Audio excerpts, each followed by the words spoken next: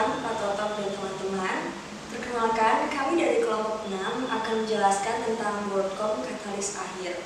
Nah, pertama-tama, izinkan saya perkenalkan terlebih dahulu anggota dari kelompok 6, yaitu yang pertama dengan saya sendiri, Nanda Molda Putri NIM 84, ada Exo Syawal Siswanto NIM 95, ada Nadifa Fialda Rosa NIM 99, kemudian ada Lutfita Nandapasa NIM 103, selanjutnya ada Hani Sri Mulyani NIM 114, dan ada Iasan Wijaningrum NIM 143. Nah, yang pertama akan saya jelaskan tentang profil WorldCom. Sesuai dengan pembahasan kami hari ini, yaitu WorldCom Katalis Akhir, tentunya kita harus mengenal terlebih dahulu apa itu WorldCom. Jadi, WorldCom merupakan perusahaan penyedia layanan telepon jarak jauh yang didirikan oleh Bernard Evers pada tahun 1983. WorldCom juga menyediakan berbagai macam produk di seluruh dunia seperti data, internet, komunikasi telepon, telekonferensi melalui video, bahkan WorldCom juga menyediakan layanan telepon kartu prabayar untuk sambungan internasional. Kemudian, pada tahun 1990, WorldCom terdaftar pada Bursa Efek di Amerika dengan Bernard Evers sebagai CIO. Nah, perusahaan yang berkode saham WorldCom di Nasdaq ini memiliki 73.000 karyawan dan 8.300 diantaranya bertempat tinggal di Eropa, Afrika, dan Timur Tengah. WorldCom berkembang pesat pada tahun 1900-an, sehingga perusahaan ini merupakan perusahaan terbesar dalam industri telekomunikasi dengan mengakuisisi beberapa perusahaan. Selanjutnya, ada latar belakang manipulasi akuntansi. Nah, pada tahun 1990 terjadi masalah fundamental pada WorldCom, yaitu terlalu besarnya kapasitas telekomunikasi. Nah, mengapa masalah ini bisa terjadi? Karena Amerika mengalami resesi ekonomi yang kemudian permintaan terhadap infrastruktur internet berkurang secara drastis. Nah, hal ini berimbas pula terhadap pendapatan WorldCom yang juga turun secara drastis. Karena adanya masalah tersebut, WorldCom berusaha memanipulasi akuntansi dengan cara menggelembungkan arus kas dan pendapatan.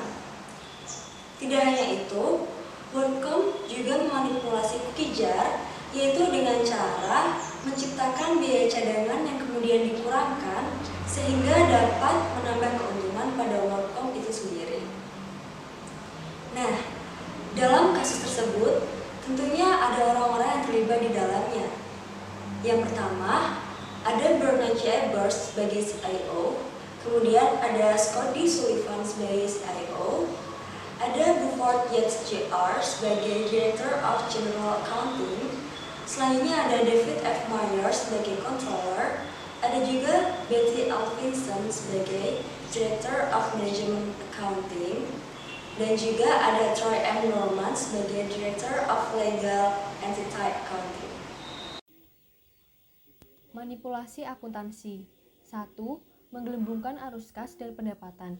Biaya jaringan atau beban yang dibayarkan kepada pihak penyedia jaringan telekomunikasi atas hak untuk mengakses jaringan pihak ketiga dipertanggungjawabkan dengan tidak benar. Biaya jaringan yang seharusnya dibebankan sehingga menurunkan laporan laba rugi ditutup dengan transfer modal atau dibebankan ke rekening modal. 2. Melakukan manipulasi dengan cara mengeluarkan cadangan tertentu terhadap biaya operasional, lalu menggolongkan kembali biaya operasional tertentu sebagai modal aset. 3. WorldCom menyembunyikan besarnya biaya jaringan yang sebenarnya dengan mengurangi cadangan yang diadakan terhadap jaringan. Setelah biaya cadangan habis digunakan efektifnya dengan menggolongkan kembali biaya jaringan tertentu sebagai bisnis yang menguntungkan padahal sebenarnya tidak, dan menyembunyikan kerugian besar. Selanjutnya adalah manipulasi akuntansi, lebih khususnya pada triwulan ketiga dan keempat tahun 2000 sesuai arahan dan pengetahuan manajemen senior WorldCom, Vincent Norman dan lainnya membuat entry dalam buku kas WorldCom dengan tidak semestinya, dengan menurunkan cadangan tertentu untuk mengurangi biaya jaringan WorldCom yang menyebabkan WorldCom menggelembungkan laba sebelum pajaknya sebesar $828 juta dan setidaknya $407 juta secara berturut-turut. Kuartal pertama tahun 2001 hingga kuartal pertama tahun 2002, tipuan akuntansi ini mengakibatkan laba sebelum pajak berlebihan yang dinyatakan oleh WorldCom sekitar 3,8 miliar untuk 5 kuartal tersebut. Langkah-langkah yang diambil oleh manajemen puncak WorldCom untuk menyembunyikan masalah dan meningkatkan atau melindungi harga saham perusahaan untuk keuntungan dari opsi saham, mempertahankan persyaratan jaminan untuk pinjaman pribadi, dan mempertahankan pekerjaan mereka. Selanjutnya, setelah mengkaji laporan keuangan konsolidasi untuk kuartal ketiga tahun 2000, manajemen senior memutuskan bahwa WorldCom telah gagal untuk memenuhi harapan para analis. Manajemen senior kemudian menginstruksikan Myers dan anak buahnya, termasuk Yates, Vincent, dan Norman, untuk membuat entry yang tidak benar dan palsu dalam buku besar untuk mengurangi rekening jaringan biayanya dan mengurangi dalam jumlah yang sesuai dengan beban jaringan yang tidak benar dan biaya palsu berbagai akun cadangan. Manipulasi mengikuti pola yang sama untuk kuartal keempat tahun 2000, tetapi perubahan diperlukan untuk kuartal pertama tahun 2001 karena takut terungkap. Sekitar bulan April 2001, setelah meninjau kembali laporan keuangan konsolidasi awal untuk kuartal pertama tahun 2001, manajemen senior WorldCom meyakini bahwa WorldCom sekali lagi gagal memenuhi harapan para analis. Karena manajemen senior WorldCom menentukan bahwa perusahaan tidak dapat melanjutkan penarikan akun cadangan untuk menutupi biaya jaringan tanpa mengambil apa yang mereka yakini sebagai risiko yang tidak bisa diterima karena penemuan oleh auditor perusahaan. Berikutnya ada pengungkapan WorldCom lainnya. Ebers bukanlah seorang akuntan. Ia seorang tukang susu dan tukang pukul serta pelatih basket.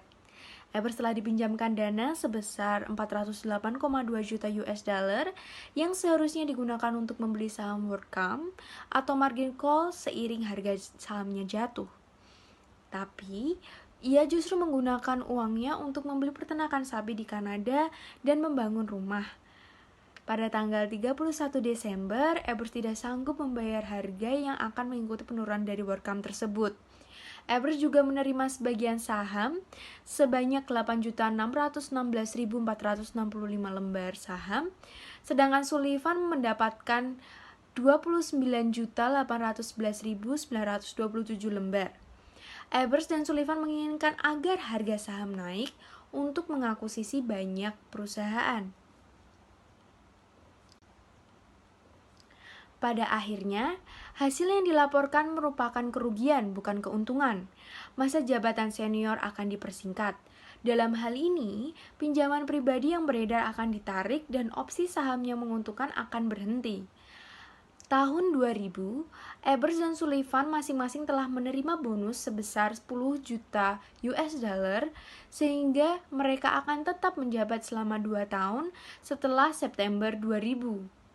Dan pada tahun 1999, Ebers menerima alokasi bonus kinerja sebesar 11.539.387 tetapi ia hanya menerima 75 juta dari penghargaan tersebut. Kemudian kisah yang berlanjut. Pada 14 April 2003, WorldCom berubah nama menjadi MCI dan CEO diganti dari Bernard Ebers menjadi John Zitkenmore serta memindahkan kantor pusat. Berdasarkan perjanjian restrukturisasi kebangkrutan, perusahaan wajib membayar sebesar $750 juta kepada SSC secara tunai dan saham di MCI baru. Hal ini dimaksud untuk membayar kerugian investor. 7 Agustus 2002, kelompok ex-WorldCom diluncurkan, terdiri dari mantan karyawan yang bertujuan mencari pembayaran penuh dari uang pesangon. 14 Februari 2005, Verizon Communications setuju untuk mengakuisisi MCI sebesar $7,6 miliar serta menyelamatkan keberlangsungan kehidupan perusahaan.